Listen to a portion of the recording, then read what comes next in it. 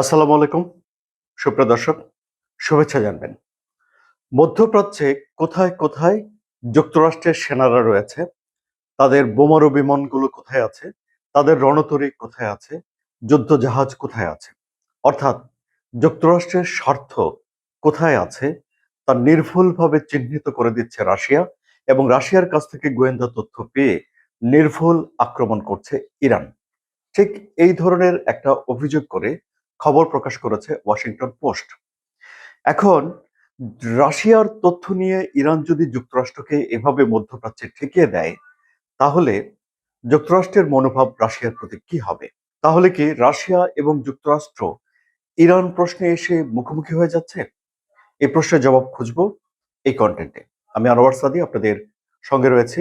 যারা নতুন যুক্ত হয়েছেন তারা সাবস্ক্রাইব করে সঙ্গে থাকবেন যদি আলোচনা ভালো লাগে। পুরনো যারা সাবস্ক্রাইব করে সঙ্গে আছেন তাদের প্রতি কৃতজ্ঞতা রইল। ওয়াশিংটন পোস্টের এই যে প্রতিবেদন, সেখানে যেসব কথা বলা হয়েছে তা মোটামুটিভাবে যুক্তরাষ্ট্রের জন্য পেলে চমকে যাওয়ার জন্য যথেষ্ট।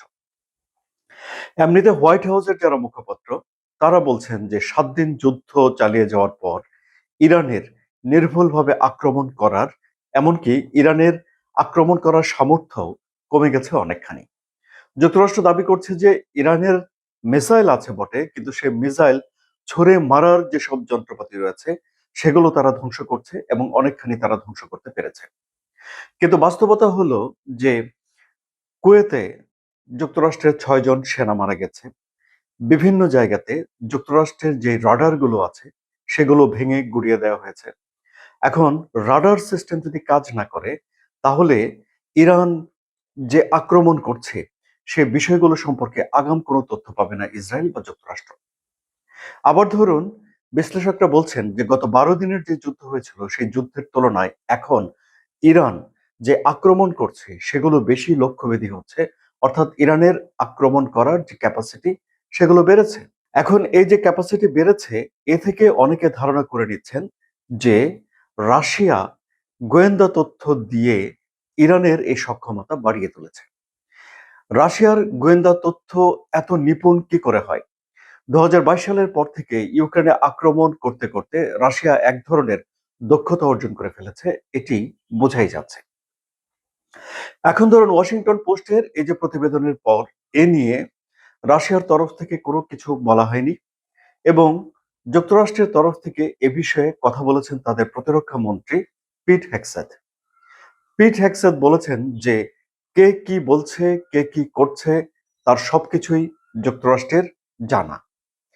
এখন যুক্তরাষ্ট্রের এই যুদ্ধমন্ত্রীর কথা থেকে এই বিষয়টা মোটেও পরিষ্কার না যে তারা কি এটি মনে করে যে রাশিয়ার কাছ থেকে গোয়েন্দা তথ্য ইরান পাচ্ছে। তারা কি এটি মনে করে যে না, রাশিয়া কোনো রকম গোয়েন্দা তথ্য ইরানকে দিচ্ছে না, কিংবা ধরুন ইরান যে সুনিপুণ আক্রমণগুলো করছে মার্কিন স্বার্থের উপরে এবং আমেরিকার যথেষ্ট ক্ষতি করছে, সেই ক্ষতিগুলো করার পেছনে যে গোয়েন্দা তথ্য রয়েছে তা ইরান নিজে নিজেই সংগ্রহ করছে নাকি রাশিয়ার কাছ থেকে সংগ্রহ করছে, এই ব্যাপারে কিন্তু যুক্তরাষ্ট্রের কাছ থেকে কোনো রকম তথ্য এখনো পর্যন্ত পাওয়া যায়নি।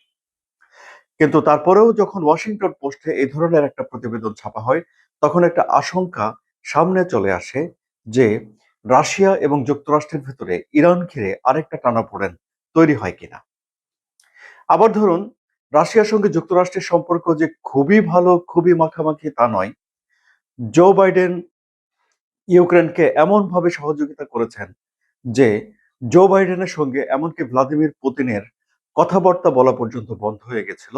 দুই পারমাণবিক শক্তিধর বিশ্বের দুটো দেশের সরকার প্রধান তারা নিজেরা নিজেদের মধ্যে এমনকি টেলিফোনে কখনো শুভেচ্ছা বিনিময় করতেন না, মানে এগুলো বন্ধ করে দিয়েছিলেন ইউক্রেন যুদ্ধ শুরু হয়ে যাওয়ার পর।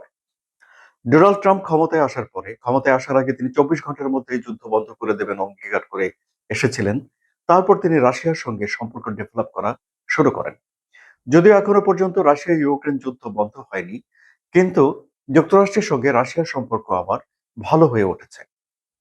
বিশ্বের যে কূটনীতির টেবিলে, টপ টেবিলে উঠে এসেছেন ভ্লাদিমির পুতিন রাশিয়াকে নিয়ে ডোনাল্ড ট্রাম্পের সহযোগিতায়। বিশ্বব্যাপী ডলারের যে আধিপত্য, ডলার ভিত্তিক অর্থনীতি, এই ব্যবস্থার বিপক্ষে বিশ্বজুড়ে একটা বিকল্প মুদ্রা চালু করতে চায় যে দেশগুলো, তার ভেতরে ইরান রয়েছে, তার ভেতরে রাশিয়া রয়েছে। তারা ব্রিক্স নামে একটা সংগঠনে যথেষ্ট পরিমাণে সক্রিয় রয়েছে।